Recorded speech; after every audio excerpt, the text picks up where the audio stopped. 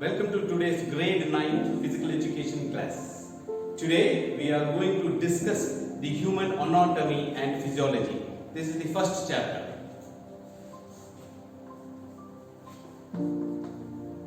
Human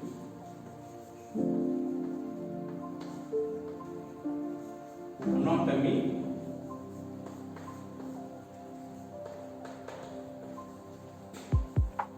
physiology. This is the first chapter in grade 9 and today we are going to discuss the same. Before going to the chapter, we will understand what is anatomy. What is anatomy? Anatomy is nothing but dealing with the structures of human or any living organism. So anatomy is nothing but dealing with the structure.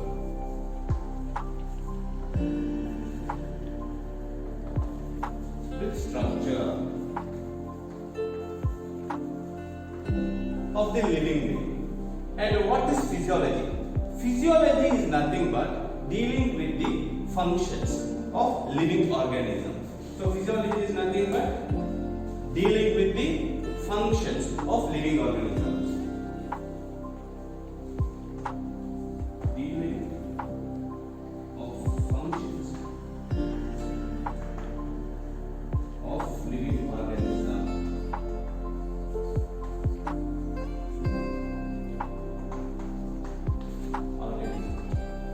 So to make it very clear with today's topic, that is the human anatomy and physiology. So anatomy is nothing but dealing with the structure or among the structure itself and how it works, how it protects, etc. And the physiology is nothing but dealing with the functions of the living organism, how it functions, how it helps us in the life processes. That is what today's topic is all about.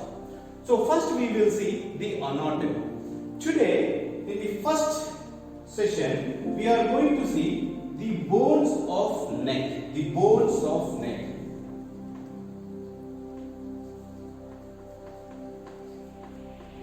And we are going to see the bones of forelimbs. The bones of forelimbs.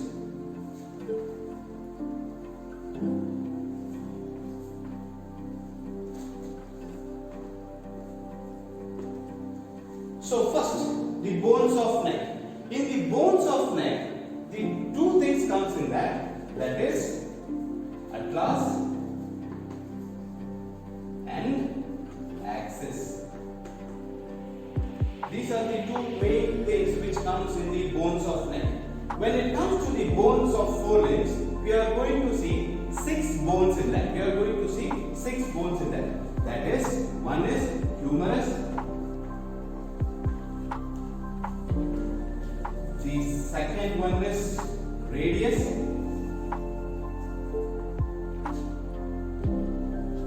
Third one is ulna. And the fourth one is carpus. Fifth one is metacarpus.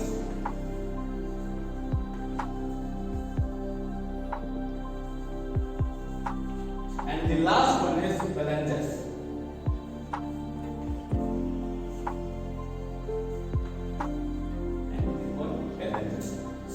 In this bones of forelimbs, we are going to see the 6 parts, and in the bones of neck, we are going to see the atlas and axis. So to make it very clear with the concept, here comes my friend Skelly to make you understand the concept very clear.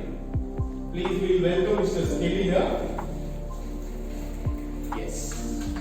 So this is my friend Skelly who is going to help us in this class discussion and also to make the concept very clear. This atlas is the topmost vertebrate bone. Along with the axis, it is going to form the joint and connects the skull as well as the spine. So the topmost cervical spine. The topmost cervical spine is called as the atlas, and with the help of axis it is going to form, and it is going to connect the skull as well as the vertebra. So this is what called as atlas, the topmost bone which is going to connect the skull and the remaining part of the body. So that is called as atlas. The next comes the axis.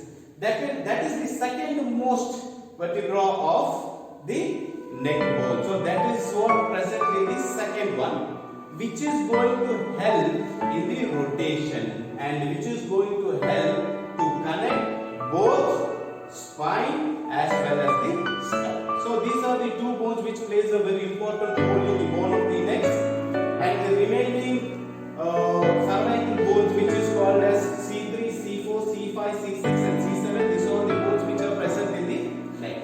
So but this bone plays a very important role. This is all about the bones of the neck. Next we will move on to the bones of forelimbs.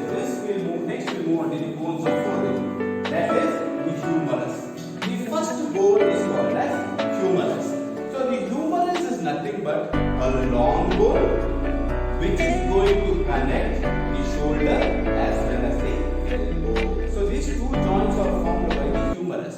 So humerus are a long bone which you can feel in you because the bones are covered with ligaments, tendons, muscles, and it is covered with the skin. So you cannot see with your naked eyes, but you can feel it. So this part is called as the humerus bone, which is the longest bone and which connects the shoulder as well as the elbow. This is called the humerus bone. The next bone is radius and ulna. We are going to see together because these two bones forms the forelimb. These two bones runs parallelly and which forms forearms.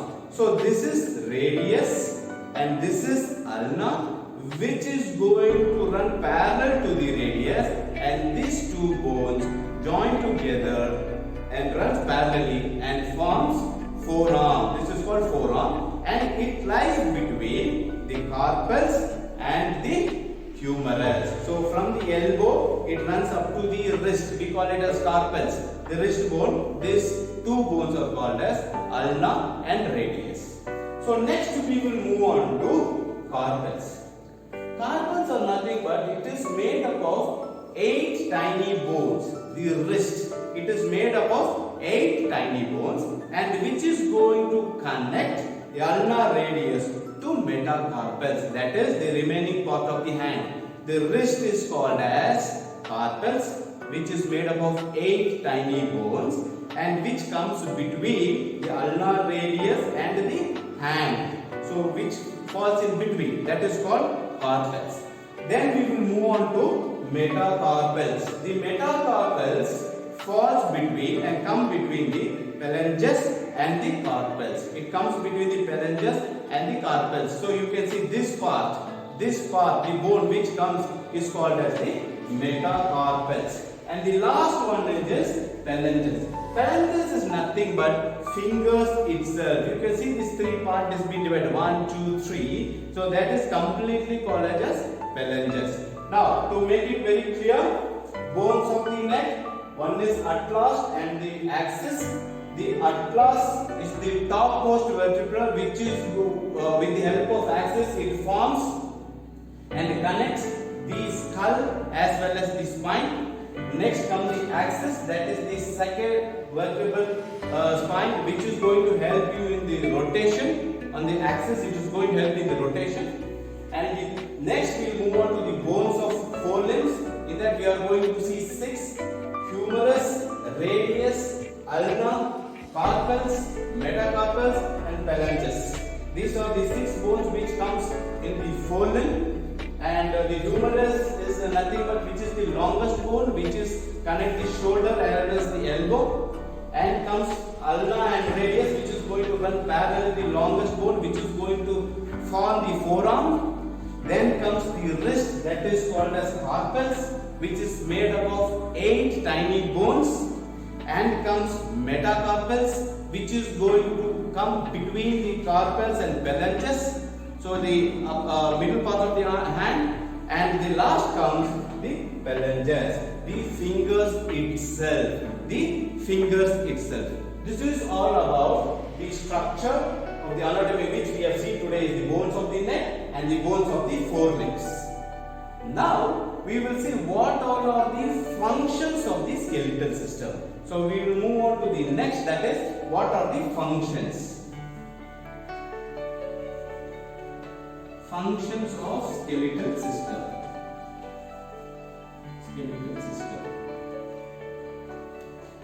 So this is what next we are doing. There are major 5 to 6 functions of the skeletal system. In that, the first one is that it is going to give a framework. You can see there is a framework which it is going to give. That is called the first function. Very important function. Which is going to give a framework. The skeletal system is going to give a framework. And the second functions of the skeletal system is it is going to give a shape as well as size. You can see there is a shape which is being given for the top torso body and the bottom lower body and the head. So this is called the shape. The second functions of the skeletal system is shape. The first one is the framework. The second one is it is going to give us the shape as well as the size. Because when we discussed about the forelimbs, we said that this is the longest bone in the forelimb and we said humor is the longest one. So it is also going to give you the size also. The next one, it is going to protect the vital organ. So it acts and its the main function is it is going to protect the vital organ. For an example here, the vital organ here we can take it as a heart.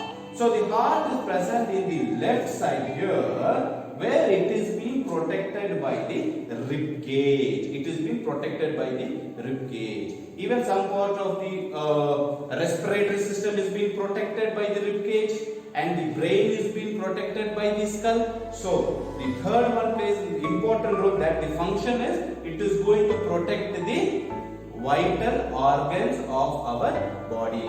Third, fourth one, it is going to help in the movement.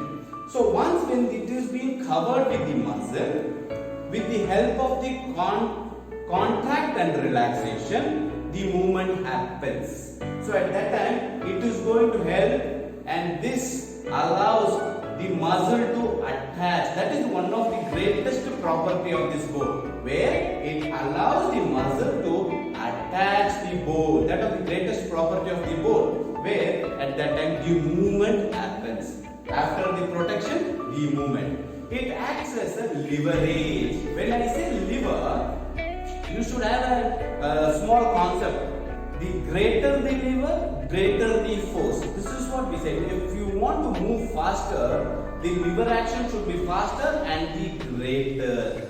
If the movement should be very less, the lever action should be very less. So the another functions of the skeletal system is this act as a lever, so that the movement happens, so that a human or any living being can move from one place to another. If not, if it doesn't act and it doesn't function for the leverage, and you cannot move from one place to the other. These are the major 5. There are still more functions in the skeletal system, but these are the major 5 functions of the skeletal system. That is, it is going to give you a framework, which is going to give you a shape and the size, which is going to help to protect the vital organs.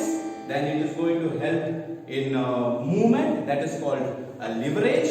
And the fourth one, the main property is that in the movement, it helps the muscle to attach to the bone. That is the main. Few more functions are there, but I think so these are the major one, which is enough to understand what are the functions of the skeletal system. So moving to next, what is a joint? What is a joint?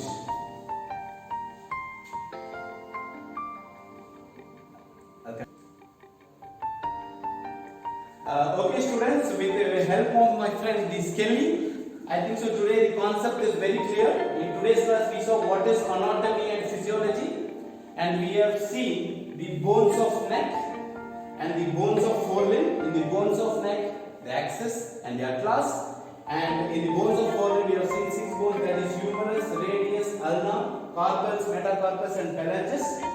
And after that we have seen what are all the functions of the skeletal system, that is the major functions of a skeletal system. I think so you are very clear with today's discussion, and please take care. Have a good day. We'll meet in the next class. Thank you.